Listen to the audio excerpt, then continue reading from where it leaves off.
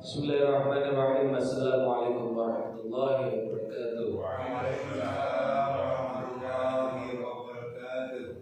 Alhamdulillah, pada pagi hari ini kita masih diberi limpahan iman, Islam, nikmat sehat dan kesempatan sehingga kita bisa melaksanakan sholat subuh dan alhamdulillah bisa melaksanakan secara berjamaah. Salawat serta salam tidak lupa juga kita terkait kepada junjungan kita Nabi besar Muhammad SAW. Baik, saya akan melanjutkan pembacaan Al-Quran surat An-Nisa ayat ke-11 beserta arti dan tafsirnya. A'udzu billahi minasy syaithanir rajim. Bismillahirrahmanirrahim.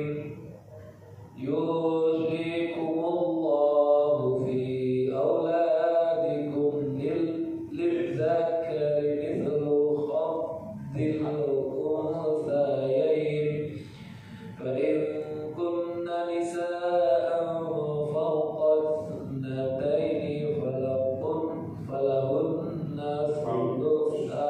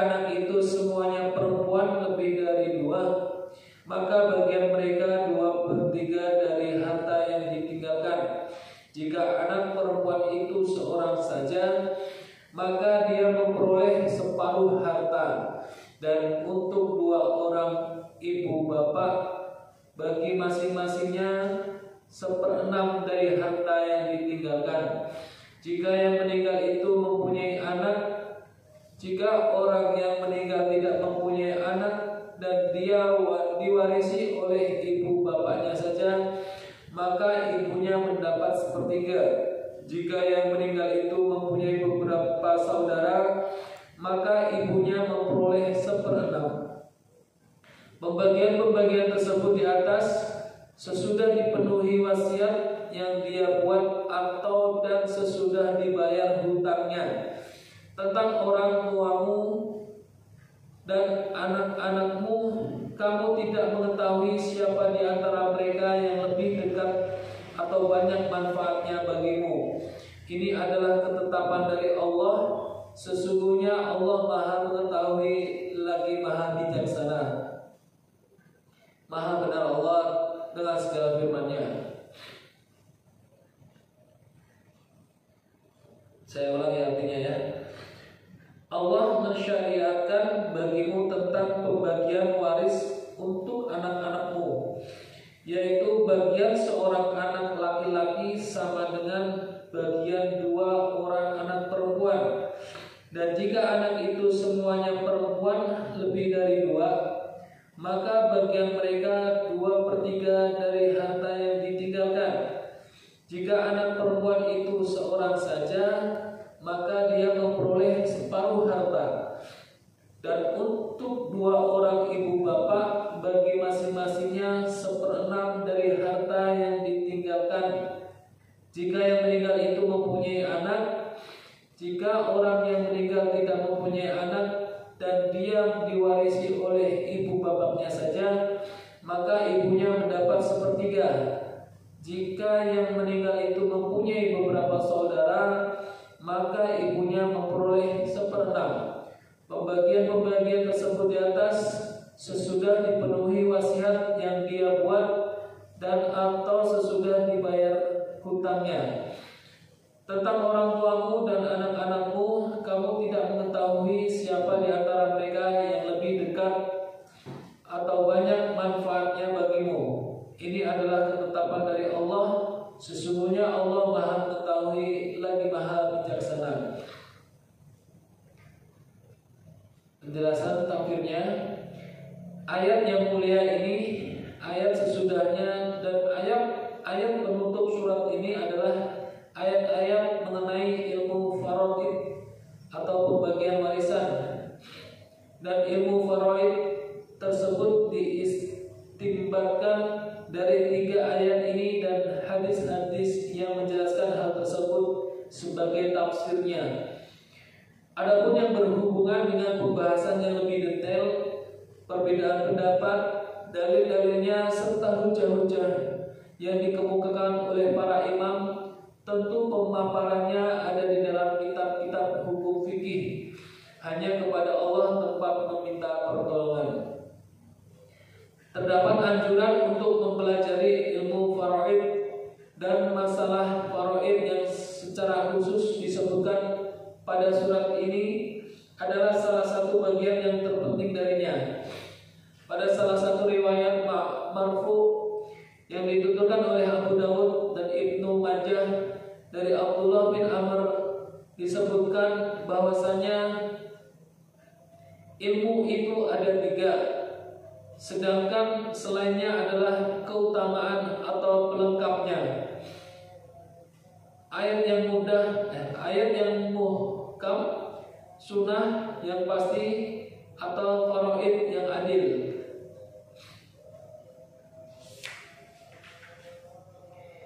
Ibnu Unayyah berkata, faraid disebut sebagai setengah ilmu karena semua manusia diuji olehnya.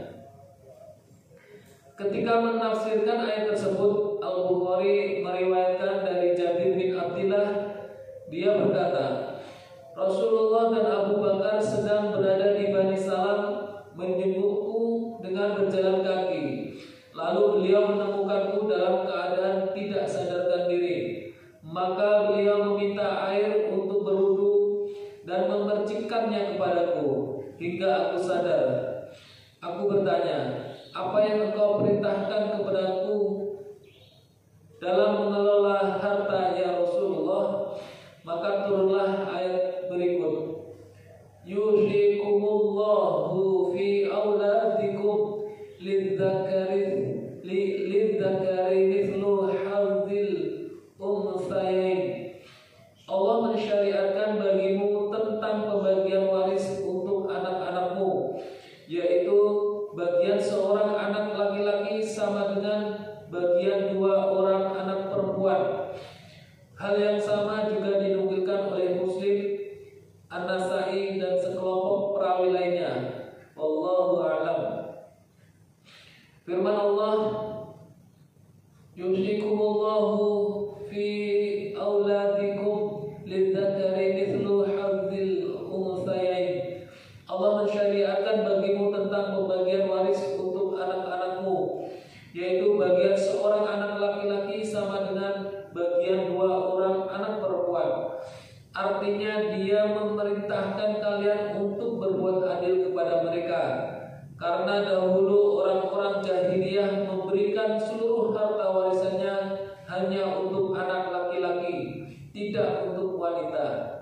Maka Allah memerintahkan kesamaan di antara mereka pada asal hukum waris dan membedakan bagian keduanya, di mana bagian laki-laki sama dengan 2 dua bagian perempuan. Hal itu disebabkan karena laki-laki membutuhkan pemenuhan tanggung jawab nafkah, kebutuhan serta beban perdagangan, usaha dan risiko tanggung jawab. Maka sesuai sekali apabila dia diberikan 2 kali lipat daripada yang diberikan kepada wanita.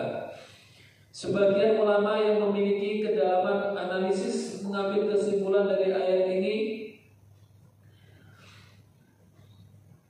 Yushikumullahu fi auladikum lidzakari mithlu hadzil unthayain. Allah mensyariatkan bagimu tentang pembagian waris untuk anak-anakmu, yaitu bagian orang anak laki-laki sama dengan bagian 2 orang anak perempuan. Bahwa Allah Azza wa Jalla lebih sayang kepada makhluknya daripada seorang ibu kepada anaknya, dengan mewasiatkan kepada kedua orang tua tentang anak-anak mereka. Maka dapatlah diketahui bahwa Allah lebih sayang kepada mereka daripada diri sendiri. Di dalam hadis sahih dijelaskan bahwa Nabi Shallallahu Alaihi Wasallam pernah melihat seorang tawanan wanita yang dipisahkan dari anaknya. Dia berkeliling mencari-cari anaknya. Tatkala menemukannya di antara para tawanan, dia pun mengambilnya, mendekapnya dan menyusukannya. Rasulullah Shallallahu Alaihi Wasallam bertanya kepada para sahabatnya, apakah kalian berpendapat bahwa wanita ini tega akan membuang anaknya ke dalam api dan dia pun mampu melakukan hal itu? Mereka menjawab, tidak ya Rasulullah. Beliau bersabda, demi Allah, sesungguhnya Allah lebih penyayang kepada hamba-hambanya daripada wanita ini kepada anaknya. Dalam masalah ini Al-Bukhari menukilkan dari Ibnu Abbas radhiyallahu anhu, dia berkata, dahulu harta itu untuk anak, sedangkan wasiat untuk kedua orang tua. Maka Allah menghapuskan hal tersebut apa yang lebih dicintainya, lalu dijadikan bagian laki-laki sama dengan 2 bagian perempuan, menjadikan setiap satu dari orang tua 1/6 atau 1/3, untuk istri 1/8 atau 1/4, dan untuk suami 1/2 atau 1/4. Firman-Nya, fa in kunna nisa'an fawqa thnataini falahunna thulutsa ma tarak. Dan jika anak itu semuanya perempuan lebih dari 2, maka bagian mereka 2/3 dari harta yang ditinggalkan. Diperolehnya bagian 2 anak perempuan, 2/3 adalah diambil dari hukum bagian 2 saudari perempuan dalam ayat terakhir dari surah An-Nisa ini, karena di dalamnya Allah menetapkan saudari perempuan dengan 2/3. Apabila 2 orang saudari perempuan mendapatkan 2/3, maka memberikan waris 2/3 kepada anak perempuan memang jelas lebih utama.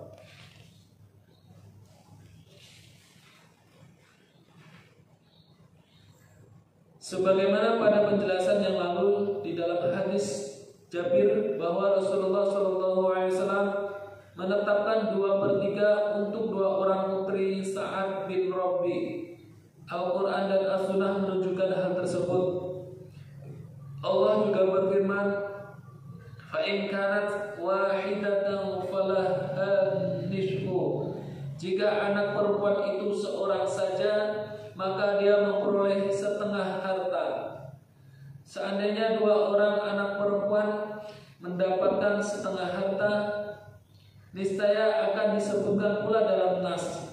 Atau untuk itu bisa disimpulkan, bila mana bagian seorang anak perempuan disebutkan secara mandiri, maka itu menunjukkan bahwa 2 anak perempuan sama hukumnya dengan hukum 3 anak perempuan. Wallahu a'lam.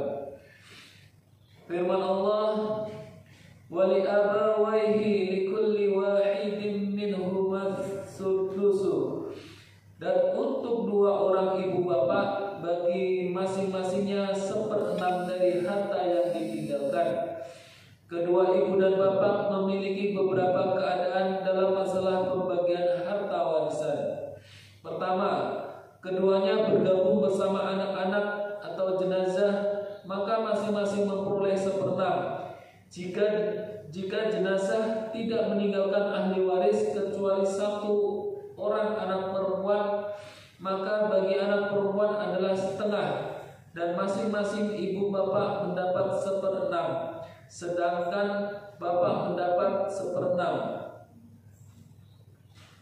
Asobah atau sisa lainnya, sehingga bapak memiliki bagian tetap dan asobah. Kedua, dua ibu bapak adalah satu-satunya ahli waris, maka untuk ibu mendapatkan 1/3, sedangkan bapak mendapatkan bagian sisanya atau asobah murni. Dengan demikian berarti bapak mengambil 2 kali lipat dari ibu, yaitu 2/3-nya. Jika bersama keduanya terdapat suami istri mayit, maka suami mendapatkan setengah, sedangkan istri 1/4. Para ulama berbeda pendapat apa yang akan didapatkan ibu setelah itu. Dalam hal ini terdapat 3 pendapat. Salah satunya adalah bahwa ibu mendapatkan 1/3 sisa dalam 2 masalah di atas, karena harta sisa seolah-olah seperti seluruh harta warisan. Jika dihubungkan pada keduanya, sesungguhnya Allah telah menetapkan bagi ibu itu setengah dari apa yang diperoleh bapak. Maka ibu memperoleh 1/3 dan bapak mengambil sisanya, yaitu 2/3. Inilah pendapat Umar, Utsman, dan salah satu dari 2 riwayat yang paling sahih dari Ali serta pendapat Ibnu Mas'ud dan Zaid bin Thabit, yaitu pendapat 7 orang ahli fikih, 4 imam mazhab, dan jumhur ulama, dan itulah pendapat yang sahih. Ketiga, 2 ibu bapak bergabung bersama beberapa orang saudara laki-laki, baik sekandung, sebapak, atau seibu. Mereka memang tidak mendapatkan warisan sedikit pun jika bersama bapak. Akan tetapi mereka ini telah menghalangi ibu memperoleh 1/3 menjadi 1/6. Maka ibu memperoleh 1/6. Jika bersama mereka tidak ada ahli waris lainnya dan bapak mengambil sisa, sedangkan hukum keberadaan 2 orang saudara ia sama dengan keberadaan beberapa orang saudara menurut jumhur ulama. Firman-Nya, min ba'di wasiyyati yusi biha aw dain. Pembagian tersebut sesudah dipenuhi wasiat yang dia buat atau dan sesudah dibayar utangnya. Para ulama salaf dan khalaf sepakat bahwa utang piutang itu lebih didahulukan daripada wasiat. Pengertian ini dapat dipahami dari maksud ayat yang mulia ini bila dipikirkan lebih dalam. Wallahu a'lam. Firman-Nya, aba'ukum wa abna'ukum la tadruna ayyuhum aqrabu lakum naf'a. Tentang orang tuamu dan anak-anakmu, kamu tidak mengetahui siapa di antara mereka yang lebih dekat atau banyak manfaatnya bagimu. Artinya, kami telah tentukan bagian untuk orang tua dan anak-anak kalian, serta kami samakan seluruhnya dalam asal hukum mewarisi. Berbeda dengan kebiasaan yang terjadi pada masa jahiliyah dan berbeda pula dengan ketentuan yang berlaku pada masa permulaan Islam. Ketika itu harta warisan adalah untuk anak-anak dan wasiat untuk orang tua, sebagaimana yang telah dijelaskan oleh Ibnu Abbas. Sesungguhnya Allah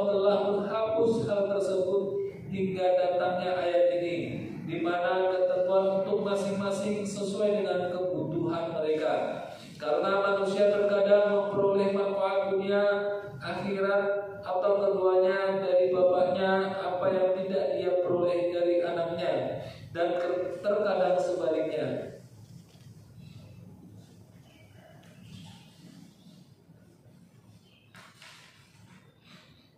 Untuk itu Allah Azza wa Jalla berfirman, aba'ukum wa abna'ukum la tadruna ayyuhum aqrabu lakum naf'a.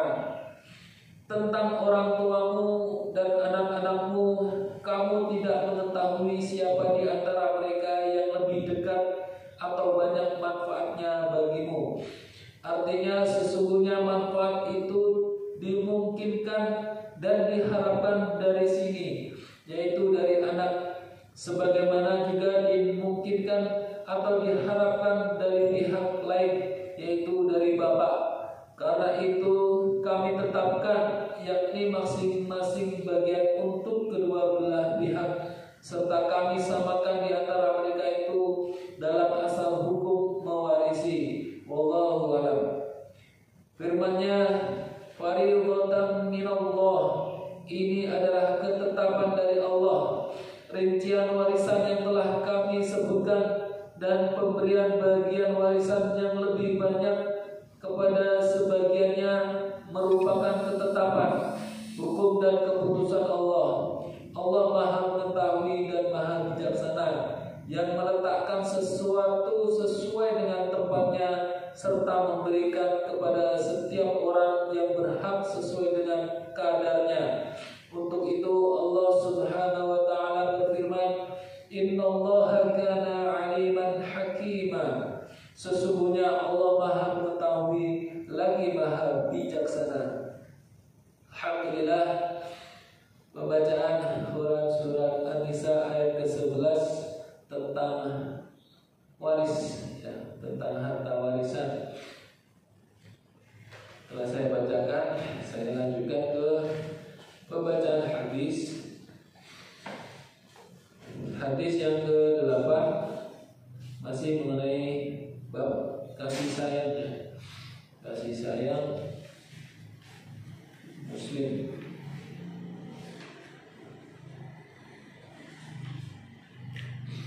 Kehormatan Muslim dan mereka, serta kasih sayang dan menyayangi mereka.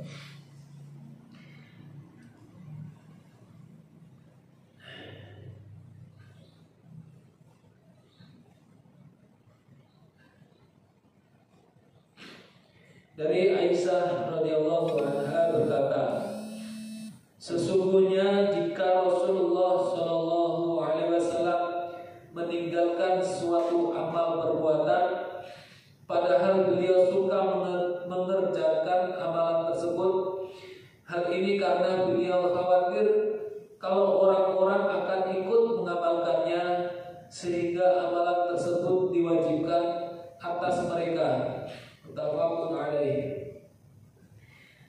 Hadis ini menjelaskan kesempurnaan kasih sayang Nabi Shallallahu alaihi wasallam terhadap umatnya, sebagaimana beliau pernah meninggalkan atau keluar untuk sholat di malam ke-4 bulan Ramadan hingga terbit fajar.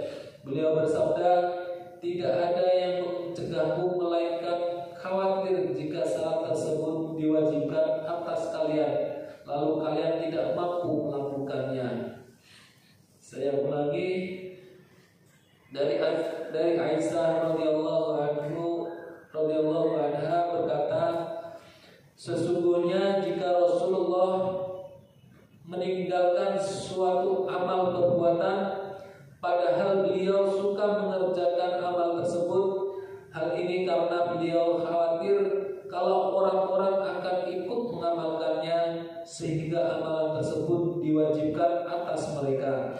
Muttafaqun alaih. Penjelasan hadis ini menjelaskan kesempurnaan kasih sayang seorang Nabi terhadap umatnya, sebagaimana beliau pernah meninggalkan atau keluar untuk sholat di malam ke-4 bulan Ramadan hingga terbit fajar.